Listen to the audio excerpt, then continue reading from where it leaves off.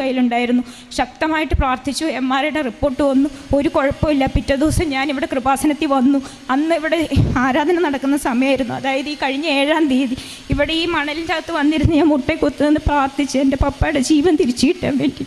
എന്നിട്ട് ഇവിടെ വെച്ചിട്ട് ഞാൻ ഇവിടെ ഒരു സിസ്റ്ററിനെ വിളിച്ച് നിയോഗജപമാല സമർപ്പിക്കുന്ന കാര്യം പറഞ്ഞപ്പോൾ ആ സിസ്റ്റർ എൻ്റെ അടുത്ത് ചോദിച്ചു, റേച്ചുമോളിപ്പം ഇടിക്കുന്ന തന്നെയാണ് വിളിക്കുന്നത്. ഇല്ല സിസ്റ്ററെ, ഞാനിവിടെ ഈ മരത്തിൻ്റെ ചുവട്ടിൽ ഇരിപ്പുണ്ടെന്നു. ഇവിടെ കയറാൻ പറ്റില്ലായിരുന്നില്ല.